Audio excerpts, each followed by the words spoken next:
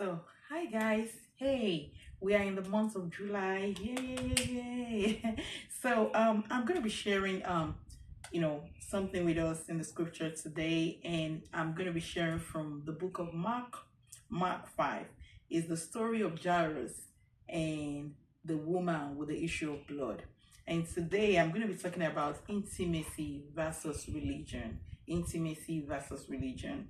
I'm going to read Mark 5:22 to 34. It says, Then one of the synagogue leaders named Jairus came, and when he saw Jesus, he fell at his feet. He pleaded earnestly with him, 'My little daughter is dying. Please come and put your hands on her so that she will be healed and live.' 24. So Jesus went with him. A large crowd followed and pressed around him.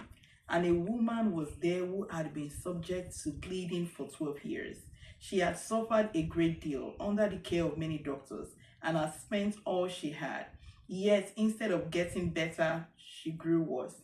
When she heard about Jesus, she came up behind him in the crowd and touched his cloak, because she thought, if I just touch his clothes, I will be healed. Immediately her bleeding stopped, and she felt in her body that she was freed from her suffering. At once Jesus realized that power had gone out from him. He turned around in the crowd and asked, "Who touched my clothes?" "You see the people crowding against you," his disciples answered, "and yet you can ask, 'Who touched my clothes?'" But Jesus kept looking around to see who had done it. Then the woman, knowing what had happened to her, came and fell at his feet, and trembling and with fear, told him the whole truth.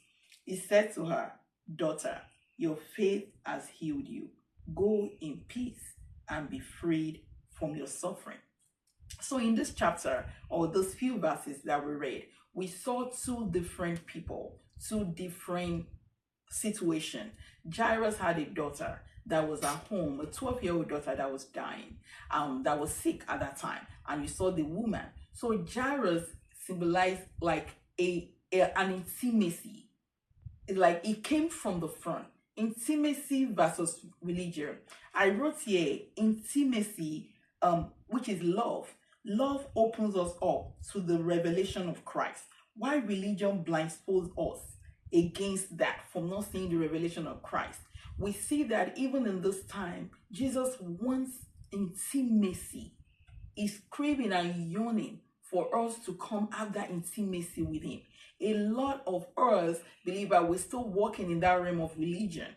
We still like the woman with the issue of blood. She came from behind because she didn't have a relationship. She didn't have that intimacy. So she came from behind without fear. And when Jesus turned back, we saw that in the scripture, she was trembling with fear because she didn't know what to expect. But Jairus, on the other hand, came from the front with someone with an intimacy with God. He was free. He was okay he was relaxed to speak and to ask that Jesus come to his house. So I wrote here, love gives us freedom. Religion promotes and initiates unbelief. Love promotes and builds trust and faith. Religion brings insecurity, while love yields peace and security. Religion separates and widens gaps between us and our Father. Love deepens intimacy, relationship, and friendship. Religion yields fear, negative fear. Love and intimacy brings and produces honor, respect, and reverence. So in this time, and that is what Jesus came to do. He died and did all of that on the cross so that he can bring us to that place of intimacy, that place of father and daughter. We could see that here Jesus, after the woman was touched his garment, Jesus turned around and called her daughter. That means Jesus told her, "Hey, I don't just want you to be healed. I want you to have this permanent intimacy with me. I want you to experience my love. Not just the healing, not just the financial breakthrough, not just promotion or whatever miracle that we are seeking. Jesus is calling on us today. He's saying, no, I want more than that for you. I want you to experience me. I want you to experience me. And that was why Jairus said, come to my house. And Jesus is saying, please let me come to you. Not just you coming to me like religion will promote. It's saying, I want to have an intimacy with you. Beyond miracles, beyond all of that, the benefits, they are byproducts from the intimacy. But the one that will last, the one that is more deep and the highest of it all is a relationship, intimacy. Even if you already received Christ into your life, that is the beginning point. Religion is like a gateway, while intimacy, salvation, is a keyway. So instead of us just staying in a compound, Jesus is saying, come inside.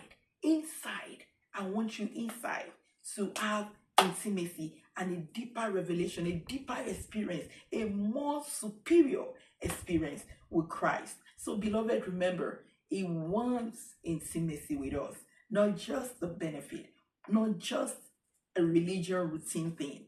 Intimacy. Remember, the Father loves you. You have a good one. Bye-bye.